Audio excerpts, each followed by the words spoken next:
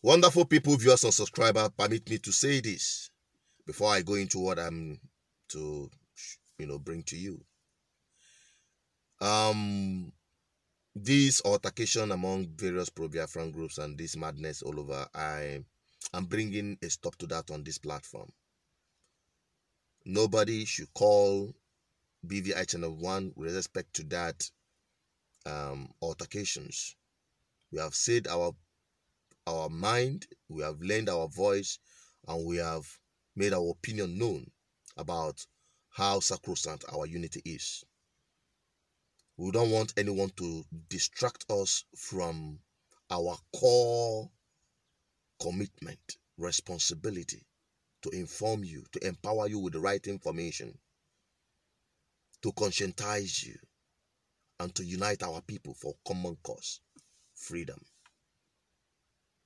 Holistic freedom, economic freedom, social freedom, political freedom, and even spiritual freedom.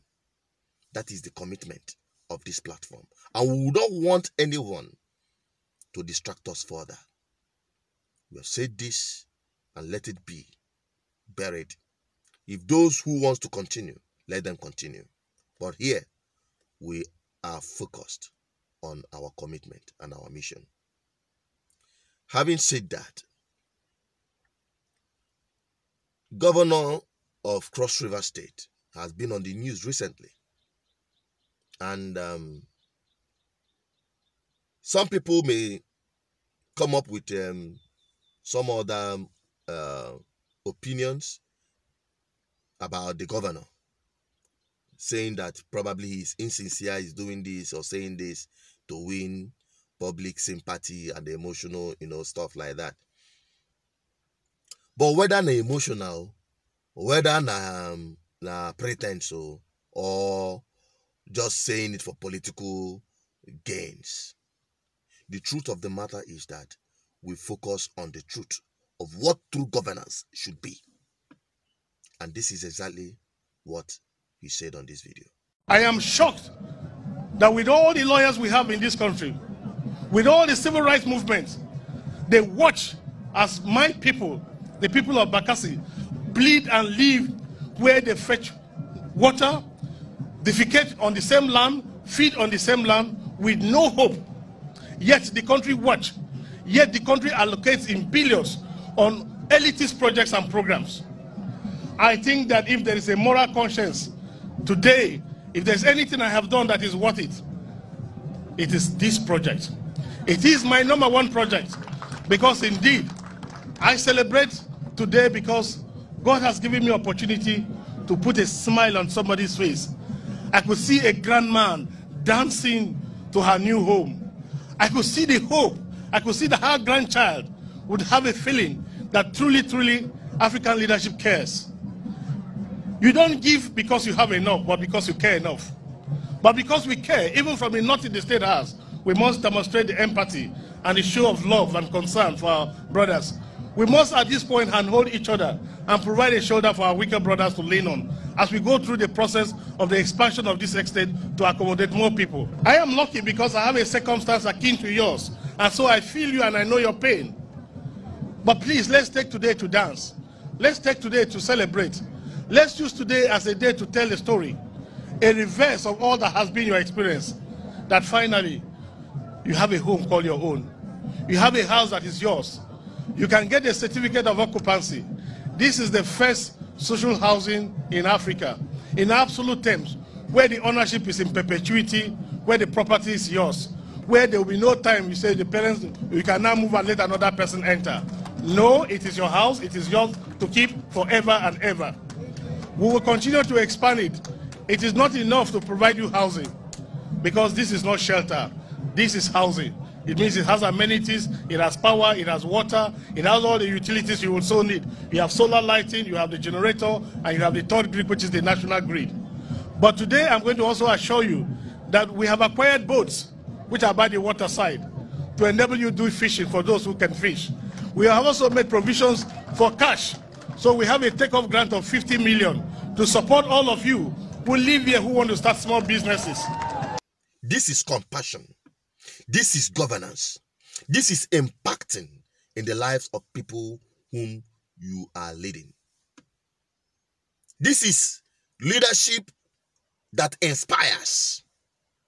This is the kind of leadership that has been void in Nigeria and my homeland, the old eastern region, generally, let me put it that way, the southeast and the south-south, and the entire Nigeria, cutting across the entire other countries of Africa. You have leaders that have no conscience. You have people in government that do not feel the pulse of the people. And these are the people who benefited from the good governance of, or the provision of good governance of the colonial masters at that time. They had free education, they had good healthcare service, they had all the privileges. And when they became government, they destroyed, when they became public servants serving in government, they destroyed everything that made them whom they are. None of their children can attend public schools. I'm not even talking about in Nigeria. All of them are abroad. None of them cannot go to the hospitals in their state, including your president. They all fly abroad. Thank God for coronavirus, who has kept them down here. Maybe they will start doing something. Until we fix this, there is trouble. There will be trouble. We will continue to complain and lament. It is left for the people to ensure that it will not fall from heaven. If you like, do fasting from now till next year. If you like, do fasting from now till from here to Jerusalem. The bad government will get worse if you do not stand up and join the political revolution to change the political structure and landscape and flush out wicked people who have not managed any good business and succeed. People who you can only trace their wealth to public fund that was stolen. Check them, all of them. From the past presidents, past heads of state, past public servants, past, they all have connection to looted funds, public funds. Until you put a stop to that, there will be no miracle for you. And that is what we are committed on this platform. To conscientize you, to empower you. Because very soon, although we roll out their election, people will file up and sell their future to wicked politicians. Those who have value to add, they are never given a chance. Even in your community, you don't give them chance. In your church, you don't give them chance. In your estate, where you work, in your marketplace, you don't give people who say the truth, who have the feelings of the people at heart. You don't give them the opportunity to serve you. You only clap and praise monumental failures, bloodsuckers, and men who have no heart. People who their heart is seared with iron. And at the end, you come back to complain. If that will stop, if that trend will stop, it can only happen when we all organize ourselves and do the needful. Beginning from my homeland, because charity begins at home. Let those who know they have value to add, let them join the train, because we are about to move. Identify with us. Let us start changing it now, not tomorrow. And that is why I announced to you, be expectant. I'll be releasing new series, which I called If You Make Me Your Governor, so that you understand what true governance is. It is very simple. It is not rocket science. And I pray and I believe that will change the way you reason. Thank you for watching this far. Keep liking, keep sharing, keep subscribing.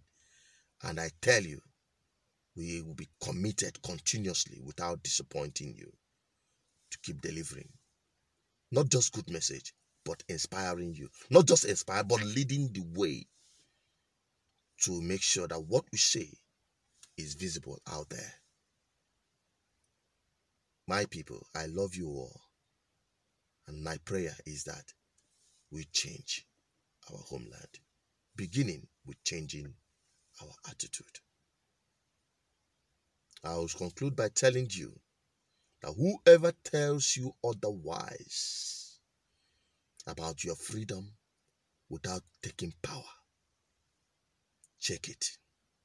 That person is not telling you the truth. Because we will always end up blaming those whom we left to go into office for not representing our interests. Does it make sense? It doesn't. I'm signing out.